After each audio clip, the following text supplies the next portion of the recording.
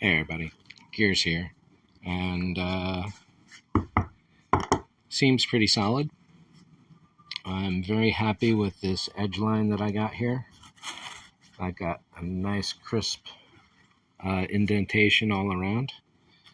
Next up, what I'm doing today is I'll be taking this little brush, laying out a line of glass, do it on the back side of this fiber, this carpet upholstery or furniture upholstery stuff. Put those in place, walk away for a few hours. When I come back, I'll flip it over like that. I'll lay glass down on the bottom again, and then pinch it like this. That should give me a fairly solid ridge overall, to ensure that this does not warp at all while I'm working on it, or having the problems with the expanding foam that I had. I can't risk that mistake again. That was about maybe $100 and 3-4 hours of work, maybe 5 hours of work. So that is not a mistake I can literally afford financially or time-wise. So I'm much more confident with this approach.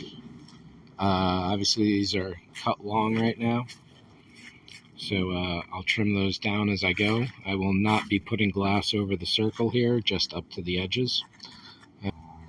So as to this circle here, I didn't glass it because I wanted to make this a relatively easy cutout when I do it, so I can put an actual cylinder in place.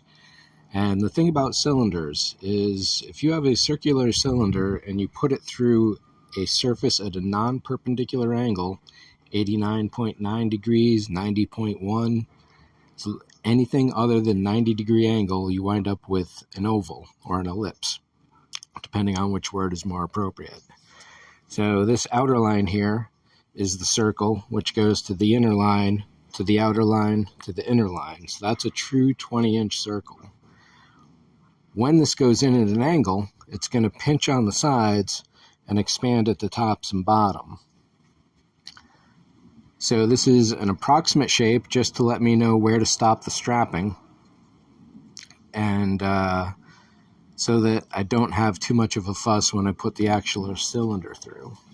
The cylinder itself, the bottom opening there is a 20-inch circle. So what I'll be doing is taking a tracing of that, cutting it into foam, creating a cylinder from there, and then dropping the cylinder into this surface here. But that's still a few days off, I think.